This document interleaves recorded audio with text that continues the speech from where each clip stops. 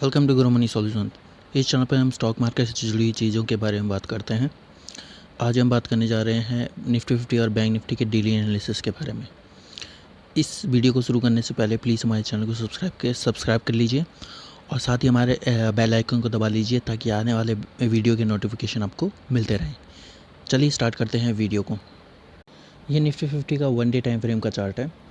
Nifty 50 ने आज के दिन का जो हाई लगाया है वो 14,982 का लगाया है। लो जो लगाया है वो 14,821 का लगाया है और जो क्लोजिंग जो इसने आके दी है वो 14,877 पे आके दिया। ओवरऑल इसने मूवमेंट 60 पॉइंट की ओवरऑल मूवमेंट दी है इसने।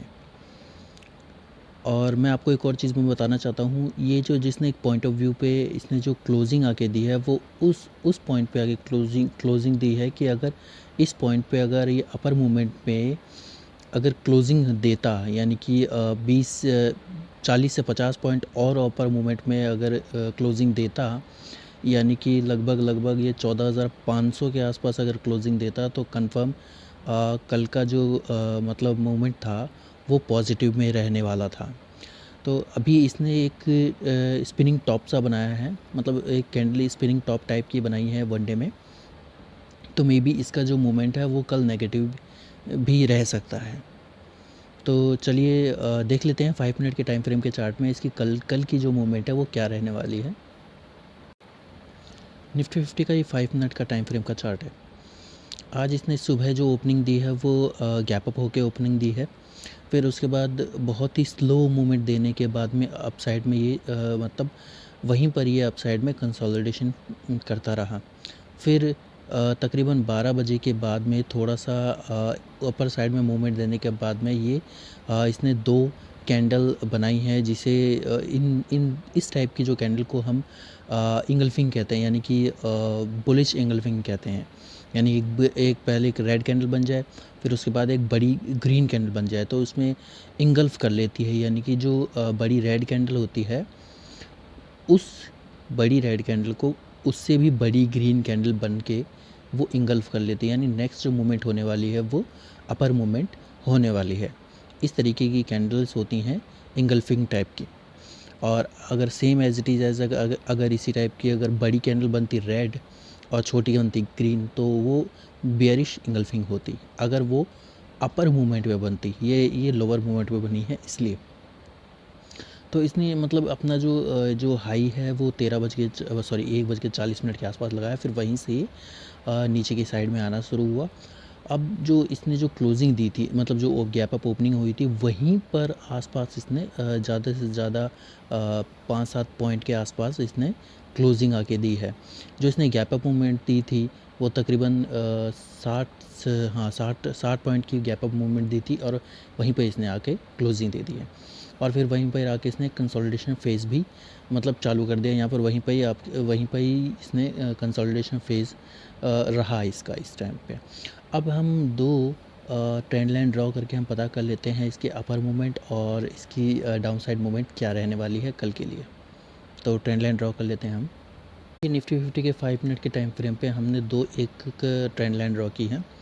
पहली जो अपर मूवमेंट पे जो ट्रेंड लाइन है वो 2 इन इंगल्फिंग जो 12:15 बजे तकरीबन कैंडल बनी थी, इंगल्फिंग कैंडल, इनका लो है और इस कैंडल का जो है वो हाई है। ठीक है, अगर इसी रेंज में अगर ये ओपन होता है और कंसोलिडेशन करके इस मूवमेंट को अगर पार करता है यानी 14,080 या 14,085 के आसपास ब्रेकआउट दे देता है तो हमारा फर्स्ट टारगेट जो होगा वो ये होगा 14,925, सेकंड टारगेट हमारा 14,960 और थर्ड टारगेट हमारा होगा 15,000 का। तकरीबन यही रहेगा कि 100 से 120 पॉइंट के आसपास रहेगा अपसाइड में मूवमेंट, ज़्यादा मूवमेंट नहीं रहेगा। अब मैं आपको एक और चीज़ बता देता हूँ कि इसका लोअर इसी कंसोलिडेशन फेज़ में अगर ओपन होके कल नीचे की साइड में ब्रेकआउट देता है 14,830 के आसपास, 14,830 और 25 के आसपास, क्योंकि ये कल का क्लोजिंग भी रहा है ये पॉइंट ऑफ व्यू। तो इस पॉइंट ऑफ व्यू को अगर ब्रेक डाउन देता है नीचे की साइड में तो फर्स्ट टारगेट जो हमारा होगा वो 14,760 का होगा, सेकंड टारगेट हमारा होगा 14,680 का, थर्ड टारगेट जो हमारा होगा वो 14,600 का होगा। ये हमारे 3 टारगेट होंगे। तो अब बात कर लेते हैं हम बैंक निफ्टी के बारे में। ये हमारा निफ्टी 50 था, अब बात कर लेते हैं बैंक निफ्टी के बारे में। ये बैंक निफ्टी का 1 डे टाइम फ्रेम का चार्ट है। आज के दिन इसका जो हाई है वो 33,303 का है, लो है इसका 32,709 का, और क्लोजिंग इसने 32,798 पर आकर दी है। ओवरऑल इसने 200 पॉइंट की नेगेटिव मूवमेंट दी है। ठीक है, अब मैं आपको एक और चीज़ बता देता हूँ, ये इसने नेगेटिव मूवमेंट किस ब्याह पे दी है। देखिए आपको पता है इसका जो हाई है वो ऐसे लेवल पे है 33,300 के लेवल पे, क्योंकि इन सब के जो मतलब वो 33,300 एक रेजिस्टेंस भी रहा है और एक तरीके का सपोर्ट भी रहा है। ठीक है, ये जो पिछले 3 दिन से 33,300 है उसको क्रॉस भी नहीं कर पा रहा है, तो ये इनके लिए है रेजिस्टेंस। और ऊपर की साइड में जो कैंडल बनी हुई है यानी कि 26 मार्च से लेके 1 अप्रैल तक, तो ये इनका सपोर्ट भी रहा था काफ़ी टाइम तक।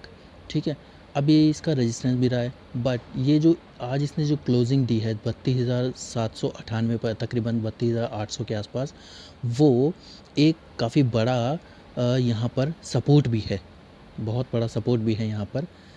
बट मैं आपको एक और चीज़ बताना चाहूँगा कि अगर इसने कल की साइड में अगर 1 डे टाइम फ्रेम पे 32,000 तकरीबन मतलब 50 से 60 पॉइंट नीचे नेगेटिव अगर क्लोजिंग दे दी इसने, यानी इस ये वाली कैंडल है, ठीक है, लो है इसका 32,141, तो तकरीबन अगर इसने 32,690 या फिर 685 के आसपास इसने अगर क्लोजिंग की मूवमेंट दे दी और 32,690 या 85 को अगर क्रॉस डाउन करते हुए ब्रेक डाउन करते हुए नीचे की साइड में रहा, तो कल की शायद कैंडल जो है वो नेगेटिव बनेगी और मे बी इस 32,140 के आसपास भी आ सकती है कल की जो कैंडल। चलो ये तो 1 डे टाइम फ्रेम का। अब बात कर लेते हैं कल की कि ये मूवमेंट इसकी वो 5 मिनट के टाइम फ्रेम पे कैसी रह सकती है पूरे दिन में। ये बैंक निफ्टी का 5 मिनट का टाइम फ्रेम है। सेम बैंक निफ्टी 50 की तरह आज सुबह है इसने gap up opening the, but अपना जो हाई है थोड़ा सा ऊपर लगा के इसने तकरीबन 10 से 12 पॉइंट ऊपर अपना हाई लगा के वहीं से नीचे आना शुरू हो गया, बट इसने इतने हाई को भी ब्रेक नहीं किया है, आज के हाई को भी ब्रेक नहीं किया। ठीक है, अब ये इसी पूरा लगभग 100 से 200 मतलब 300 पॉइंट के आसपास ये पूरे लेवल में कंसोलिडेशन करता रहा। फिर उसके बाद यहाँ पे इसने इंगल्फिंग बनाया। इंगल्फिंग बनाने के बाद में तकरीबन कोई 1:10 के आसपास इंगल्फिंग बनाया, ग्रीन इंगल्फिंग, बुलिश इंगल्फिंग। फिर वहाँ से ये थोड़ा सा तकरीबन 200 से 250 पॉइंट अप साइड गया। फिर वहीं से इसने एक डोजी बनाया, रेड कैंडल, ठीक है, रेड डोजी बनाया। फिर उसके बाद वहीं से ये नीचे आना शुरू हो गया। फिर उसके बाद वहीं पर अब जहाँ पर क्लोजिंग देनी थी इसे, वहीं कंसोलिडेशन करता रहा ये। ठीक है, अब हम इसकी 2 ट्रेंड लाइन ड्रॉ कर लेते हैं, जिससे हम पता करेंगे कि इसका जो नेक्स्ट डे का टारगेट 1 2 3 क्या क्या रहेंगे अपसाइड और डाउन साइड में। चलिए ड्रॉ कर लेते हैं। ये हमने 2 ट्रेंड लाइन ड्रॉ की है। अगर ये इसी रेंज में ओपन होके, मतलब इसी पॉइंट ऑफ व्यू में, यानी कि 32,970 और 32,740 के आसपास, इसी तकरीबन 150 से 200 पॉइंट के आसपास की रेंज में अगर ओपन होता है और कंसोलिडेशन करके इस अपर मूवमेंट को यानी 32,930 या 940 के आसपास ब्रेकआउट देता है, तो इसका जो फर्स्ट टारगेट होगा वो फर्स्ट टारगेट इसका 32,200 ही होगा। ठीक है, 32,200 होगा। फिर उसके बाद होगा 32,420 के आसपास। फिर थर्ड टारगेट होगा 32,700 के आसपास। ठीक है, अब नीचे की साइड में ब्रेकडाउन अगर ये कर देता है, इसी कंसोलिडेशन फेज़ को अगर ओपन रख के, सॉरी इसके लिए कॉल आ गया था, अगर इसी कंसोलिडेशन फेज़ को जारी रख के अगर नीचे की साइड में ब्रेकडाउन करता है, 710 को ब्रेकडाउन करता है, तो इसका फर्स्ट टारगेट जो होगा वो 32,433 का होगा, सेकंड टारगेट होगा 32,170 का, थर्ड टारगेट होगा 32,000 का। ये तीनों टारगेट हमारे कल के रह सकते हैं। तो ये थी हमारी निफ्टी 50 और बैंक निफ्टी का डेली एनालिसिस। कैसा लगा आपको प्लीज़ चैनल को कमेंट करके बताइए और प्लीज़ हमारे चैनल को सब्सक्राइब कीजिए ताकि आने वाले वीडियो आपको मिलते रहें। धन्यवाद।